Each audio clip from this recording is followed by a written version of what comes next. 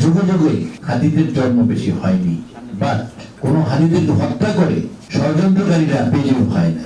এটা হাদির শাহাদাত আমাদেরকে আরো দৃঢ় প্রতিজ্ঞ করেছে এবং আমরা শপথবদ্ধ হয়েছি যে কজের জন্য হাদির শাহাদাত বরণ করেছে এই কজের জন্য লড়াই করবো ইনশাআল্লাহ।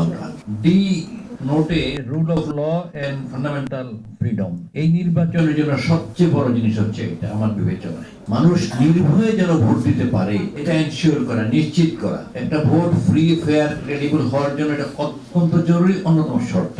অথচ এখনই বক্তৃতা দিয়ে বলা হচ্ছে এই দলকে ভোট দিলে, এই মার্কার ভোট দিলে হাত পা ভেঙে দেবো, বাড়ি যেতে পারবেন না। আমি নিজে নির্বাচন কমিশন গিয়ে স্পেসিফিক ভাবে এই এলিগেশন উল্লেখ করেছি, এখন কোনো দৃশ্যমান কোনো ফলাফল দেখতে পাইনি। এক জায়গার অন্যায়কে প্রশ্রয় দেওয়ার কারণে অনেক জায়গাতে একই সুরে কথা বলা হচ্ছে এবং এটার দ্বারা পার পেয়ে যাবে তারা মনে করতেছে। অতীতে যেহেতু এই জাতীয় অপকর্ম করে পার পেয়েছে, সুতরাং আমি আজকের আলোচনা সভার মাধ্যমে নির্বাচনী প্রক্রিয়াকে অগ্রগতি করার জন্য নির্বাচন কমিশনের দৃষ্টি আকর্ষণ করছি এবং এই অর্গানাইজেশনকে রিকোয়েস্ট করবে এভাবে তারা ভূমিকা যেন রাখেন। অস্ত্র উদ্ধারের কথা আমরা সেদিনও বলেছিলাম, কিন্তু কোনো উদ্যোগ কার্যকরী ভাবে নেওয়া হয়নি। যদিও ডেভিল হান এটা সেটা উদ্ধার করে রিপোর্ট আসতেছে আমাদের কাছে, এটা যথেষ্ট নয়। যেই পরিমাণ অস্ত্র বিভিন্ন জায়গায় বিভিন্ন ভাবে প্রদর্শিত হয়, ভয় দেখাচ্ছে। আমার আগে একজন আলোচক বলেছেন গিয়ে গিয়ে বলে আসে বাড়িতে ইলেকশন সেন্টারে যাওয়া না, এটা তাদের জানা আছে, এটা পাবলিক জানে কার কাছে অস্ত্র আছে, তাহলে আমাদের এজেন্সিগুলি জানবে না কেন? বিভিন্ন জায়গায় বিভিন্ন গ্রুপ বিভিন্ন নামে ওয়ার্ক করতেছে। সুতরাং আমি এটা দৃষ্টি আকর্ষণ করছি, অবিলম্বে আরো জোরদার করা হোক অস্ত্র উদ্ধারকে। আদির পরিণতি আমাদেরকে দেখতে হতো না এই অস্ত্র অবৈধ অস্ত্রের জমি না থাকতো, বাংলাদেশে না থাকতো। এমন প্রমাণ হয়েছে কত দিবালোকে স্পষ্ট ভাবে অস্ত্র সেখানে আমাদের এজেন্সিগুলির সক্ষমতা প্রমাণ হয়নি, ব্যর্থতাই প্রমাণ হয়েছে। সিসিটিভি ক্যামেরার ব্যাপারে আমার এখন মনে পড়ে স্মৃতিটা।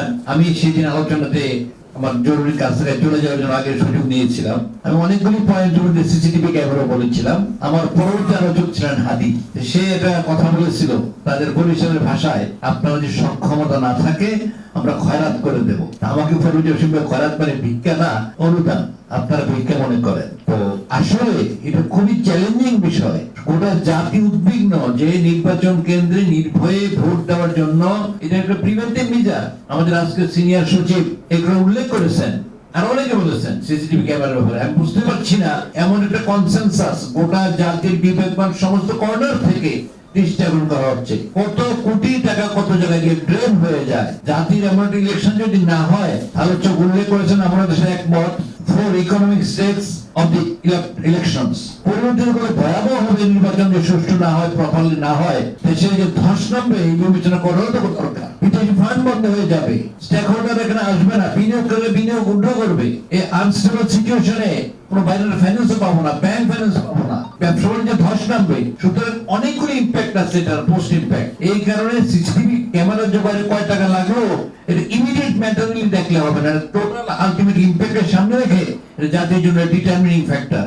আমরা জোর দাবি জানাচ্ছি এটা ইনস্টল করার জন্য সিসিটিভি ক্যামেরাকে অবশ্যই ইনস্টল করতে হবে। এরপর আমি যেটা বলতে চাচ্ছি যে এটা শুধু একাডেমিক আলোচনা নয়, যে পার্টিসিপেশনের ক্ষেত্রে লেখক যদিও এটা নিজেই থেকে খণ্ডন করেছেন, এটা আলোচনায় বিষয়বস্তু বানানোর দরকার নাই।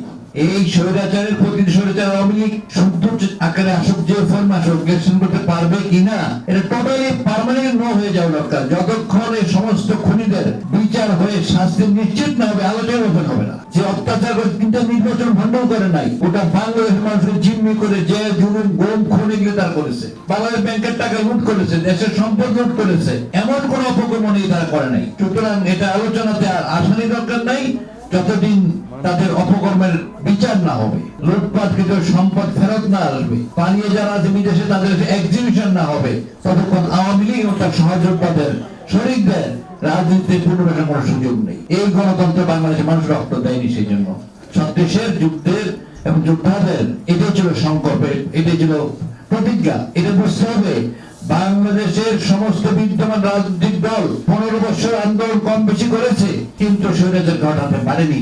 এই বুকের তাজা রক্ত দিয়ে এই যোদ্ধারা, তরুণ বন্ধুরা, আমাদের কলিজা টুকরের সন্তানেরা এটা সম্ভব করেছে। কাজে 36-এর এই যে যোদ্ধা, এই যে যুদ্ধের যে পরিণতি, রক্তদান, এটাকে কোনো ক্রমেই উপেক্ষা করা যাবে না।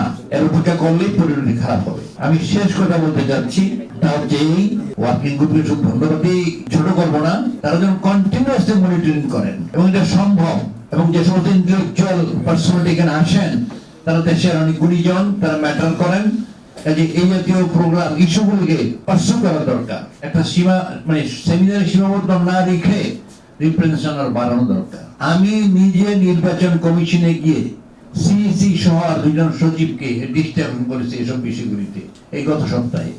কার্যকরী রেজাল্ট দেখতে পাচ্ছি না। তো সুতরাং এটা পার্সু করতেই হবে। যতক্ষণ দাবি আদায় না হয় আমাদের ভূমিকা রাখতে হবে। অর্থই নির্বাচন জাতি দেখতে চায় না। যে নির্বাচনে আবার একটা ধরনের পরিণতি হবে, এটা আরো বড় রকমের ড্যামেজ হয়ে যাবে। তো আমরা জনগণের রক্তের সাথে যাতে বিশ্বাসঘাতকতা না হয়, অ্যাসপিরেশন আকাঙ্ক্ষা যেন পরিণত না হয়, জাতি যে অনেক রক্ত দিয়েছে তার জন্য ঋণ শোধ হয়, একটা সুন্দর ইলেকশনের জন্য নির্বাচন কমিশনকে স্পেশালি অবশ্যই শক্ত ভূমিকা দিতে হবে। যে ক্ষমতা এখন তাদের সাংবিধানিক দেওয়া হয়েছে, তফসিল ঘোষণার পর তো সব দায়িত্ব মেজরিটি অংশ তাদের। এক্ষেত্রে আশা করি নির্বাচন কমিশন এবং আমাদের যে অন্তর্বর্তী সরকার তারা সক্রিয় হবেন এবং জাতির সাথে যে ওয়াদা, কৃত ওয়াদা সেটা পূরণ করবেন।